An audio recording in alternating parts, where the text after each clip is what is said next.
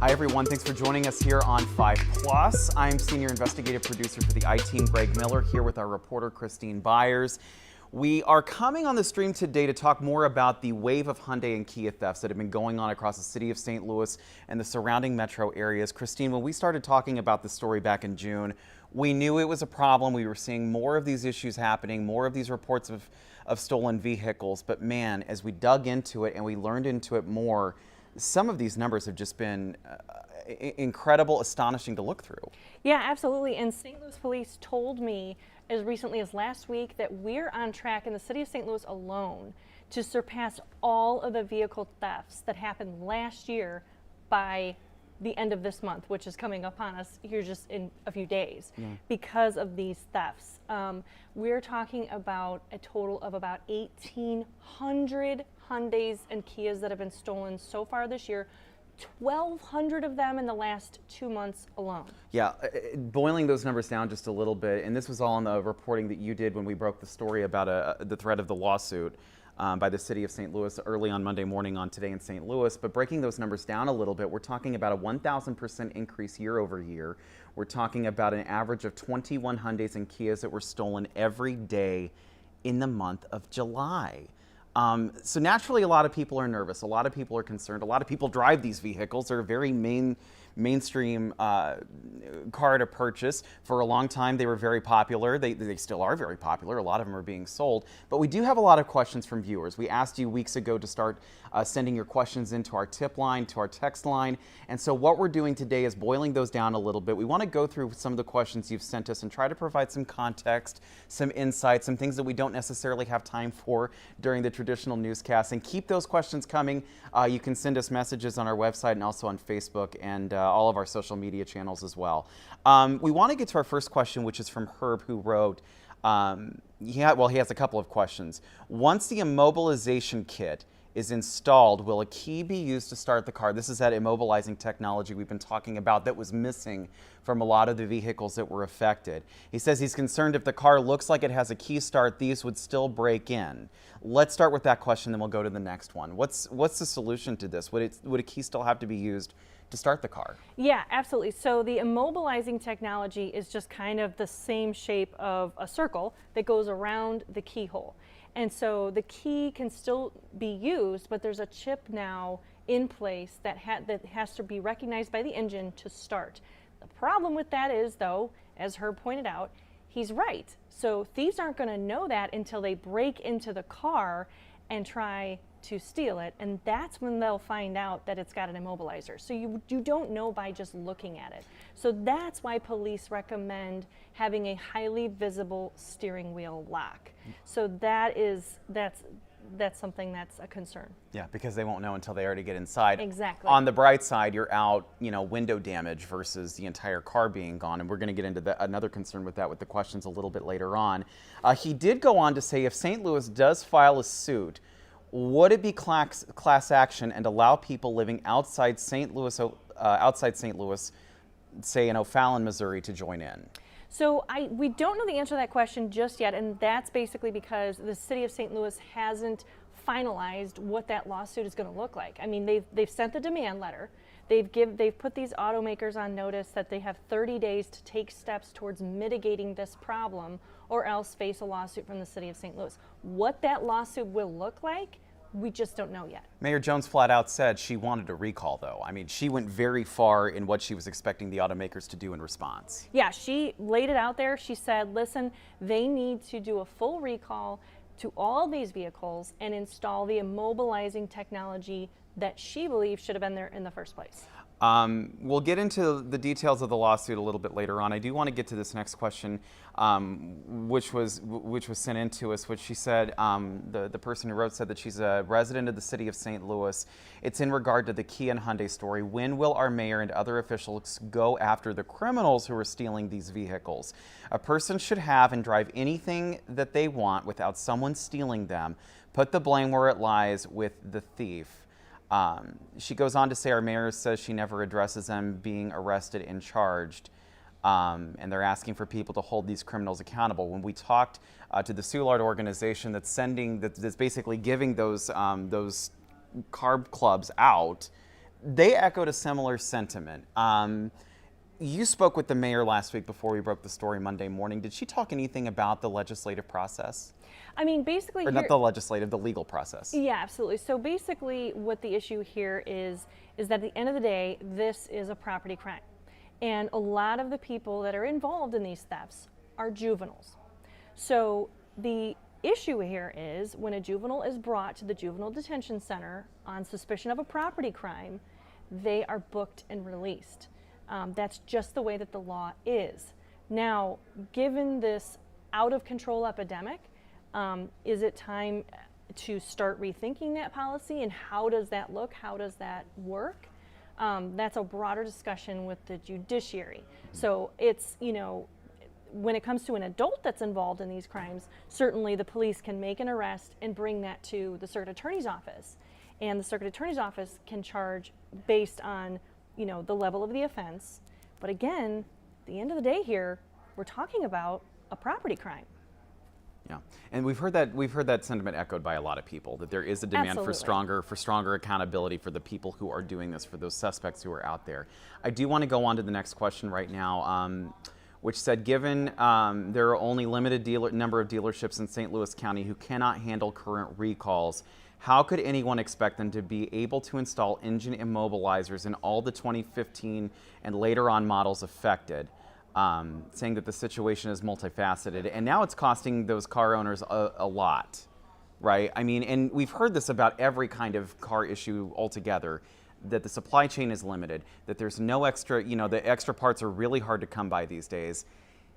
And this creates a whole other element and dynamic to that issue. Yeah, absolutely. I mean, we heard this week from some people telling us that, the parts to fix these cars are all on back order now, of course, as is everything else. Yeah. And so the immobilizer issue, the cost is going to be borne by the consumer. Hyundai Motor America sent me a statement saying that as starting October 1st, their plan is to make a immobilizing kit available to consumers. To buy. Yeah. But they haven't said how much that's going to cost consumers. And so that's going to be, again, an added cost to the people that buy these cars. Another person told us that they had a Kia that was stolen and recovered. It's currently being repaired. When she called the Kia dealership where she purchased the car, where they purchased the car, I should say, to ask if they could get extra security like an alarm, they told them it would void the warranty. That's interesting. Yeah. And that the best option was to get that club. So basically they're worried that you can't put any extra security without voiding the warranty. The warranty is what you're using hopefully to get some help in the cost of these repairs, because again, not only is it slow, it's not cheap. Exactly. You've been working on the warranty angle. Yeah, absolutely. So we have a question into Kia right now to find out, does this immobilizing technology affect the warranty? Is this accurate information? Or, each individual dealership, auto body store, across the country is having to deal with this right now. And so clearly there's going to have to be some questions about how this will affect warranties. And that's something we're digging into now. The next question also goes into why did we file a lawsuit against a car manufacturer instead of prosecuting the criminals responsible for the thefts? It is the manufacturer's fault these thefts occur, or is it the terrible policies put in place by city officials, this is according to the email we received, that prevent a criminal from being held accountable? When this lawsuit was announced, we should mention, it got the attention of Eric Schmidt, who's now running as the candidate for U.S. Senate for the state of Missouri, and then there was a whole kind of back and forth between him and the city's mayor. We should mention, politically, not the first time that that's happened. Correct. They've gotten into it before, but it does. What's the response to that at this point? I mean, who is ultimately held accountable? Or is there an answer in the middle of both of these, in the middle of all of these arguments? I mean, sure. I mean, Mayor Jones is very staunchly behind the idea that the automakers here, the big corporations, they're the ones that need to be held responsible for this issue. And she says because it overwhelms the police department. Exactly, that it's a taxing resource on our public safety department and our public safety system as a whole. Eric Schmidt, very clear political rival of hers, from the opposite end of the spectrum, is saying, listen, it's not the manufacturer's fault. Their vehicles and such are not defective. It's the choice that these criminals are making to break into these cars. And it's them that we have to hold accountable. Some people have even compared this to, trying to hold gun manufacturers accountable for the actions that people take with their products. So, I mean, this is a really hot topic to discuss. At the crux of the civil class action lawsuits that have been filed, which we've done some reporting on as well. So, I think at last check there were at least 8 class action lawsuits that have been filed across the country by Hyundai and Kia owners, saying, listen, you sold us a defective product. And the automakers are very clear in their response in court papers. They basically say, listen, our products are not defective. We're not responsible for the choices that criminals are making in these situations. And, we can take responsibility for only so much. And this is not one of those things, that we're not responsible for the choices of criminals. So it does raise a question, though, because we've got the back and forth going on between political, city leaders, state leaders. We've got a lot of varying opinions on what's going on here with very interesting perspectives, we should mention. Who makes the decision? Is it the judge? Is there an oversight that on this that could look into this? Yeah, I absolutely, it's going to come down to a judge. It's going to come down to a court battle of who's going to have the ultimate say here. I mean, clearly this is going to court. And another central issue in all of the legal discussions on this topic is whether or not the National, and I hope I don't mess it up, the National Highway Transportation Safety Administration, I think, back in the 90s, they were dealing with an epidemic of thefts involving Chryslers. Similar sort of engine design that made the ignitions vulnerable.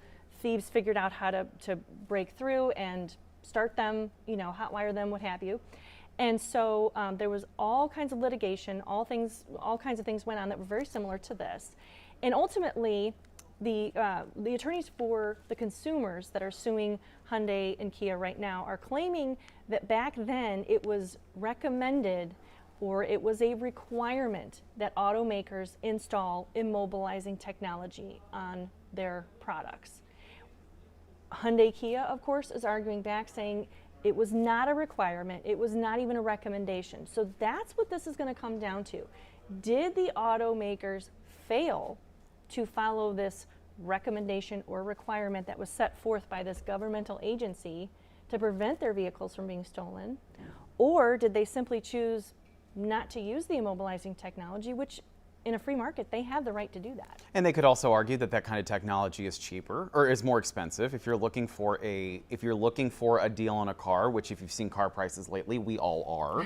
Yes. It does, and that is another point that they've been making this entire time. I mean, when you look at that, we should be very clear. While a lot of people have been calling it a defect, Hyundai and Kia have flatly denied this. Right. They flatly denied there's a defect. They said that everything's working according to the schematics that they came to it. And yeah, I mean, I can't help but wonder if when you mandate technology, does that make the prices for everything higher? And a lot of people would also argue it's worth it no matter what. Exactly. Yeah. I mean, sure enough, follow the money, right? And so basically, they also, in their court filings and their responses, the automakers also say, you know, consumers had the choice here. They could have opted for higher trim levels in these vehicles that came equipped with this immobilizing technology. But again, comes down to money. You know, just for the perspective in all of this, because a lot of folks have been asking when we first started noticing this again, it started when we began looking into the beginning of the summer.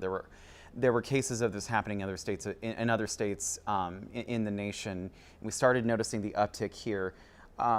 Police have lined out a specific incident where a stolen Hyundai Sonata was involved in a midday shootout near a busy intersection south of downtown. A 17-year-old was shot, and that happened in late June 26th, or excuse me, that happened earlier in the summer. A stolen Hyundai Elantra and stolen Kia Optima were involved in the shooting they referenced, in which six other vehicles were shot and damaged. That one happening on June 26th, we should mention. And you know, I mean, to prove the point of this, we were talking about this before we came down to the set. We just saw another report of it happening right before we came down on one of the many groups that are out there at this point tracking all of this. This morning, it was one of the stolen models of it was used at an Academy Sports, I believe two of them actually. Right, there were two Academy of Sports stores that were broken into and burglarized, and the thieves basically used stolen Hyundais and Kias to ram through these stores to try and burglarize them. And at Academy of Sports, apparently they were after guns. And shots were also fired, I should say. They've been also used in driving cars through marijuana dispensaries. And in one of those cases recently, in the last just couple days, shots were fired at some other people that heard the commotion, heard what was going on, tried to intervene. They ended up getting shot at. Right. And we don't know the specific connection. We should mention police are still investigating, like the incidents early this morning. But the trend that this keeps happening, and to your point, I mean, we're not talking about. I mean, we're talking about being used to actually ram into a building. It's escalating. It's escalating, and it's terrifying people a lot, which is why we're getting these questions. Are we just now in a wait and see approach? Where does this go from here? Yeah, I mean, really, where this goes from here is, I think that the only thing police are saying people can do to protect themselves and protect their cars is to use clubs, steering wheel locks that are highly visible. So that's another thing, you know, there are all different kinds of steering wheel locks, some that are not as visible. They're talking about get a bright yellow one, put it across your steering wheel so they can see it when they look in that window, because they have not recovered a single stolen vehicle that had one of these steering wheel locks attached to it. So they're really trying to push that. So far though, in the city of St. Louis, Hyundai Motor America has sent 100 of these clubs to the St. Louis Police Department. They were gone in less than an hour. And the St. Louis Police Department is also partnering with a place called 5 Star Senior Center, and they are selling the clubs at cost for $15 a piece. Good luck going to an auto parts store. We've done some reporting on, you know, shortages of clubs suddenly at auto parts stores. I mean, you know, as soon as you walk in the door, they say Hyundai or Kia, is what we're hearing. The Soulard organization, we profiled earlier this week, said that they have given out as many in the last several months as they have in the last several years, and they've been doing it for a while just as a preventative safety measure. And we should mention too, I mean, this is happening everywhere. Exactly. It's not one area of St. Louis. It's not one district of St. Louis. I mean, we're seeing these, you know, when you plot these all out on a map, they're all over the metro. Oh yeah, absolutely. I mean, we're getting contacted by victims in, you know, St. Louis County, St. Charles County, Jefferson County, Illinois. I mean, O'Fallon, yeah. Yeah, and some of our viewers here that just contacted us for this segment today, certainly all across the map, all across the region, and unfortunately all across the country. Yeah, well, Christine, thank you for all that you've done on this. I know when you first brought it up, we knew it was, like we said, we knew it was an issue, or we thought it was an issue, this rise in crime. But then as time went on, I mean, some of these numbers were just, we're taking a lot of notice, and there is a problem here for sure. We should mention we do have more coverage planned. Yes. We're looking at the insurance angles on this. We're looking at a lot of other issues with this as well. We want to keep getting your questions. You can let us know by contacting us and sending us messages on social media. We've got a great team who keeps up on that. We want to thank you so much for watching too. We will have more coverage on this as it goes on. Thanks for watching.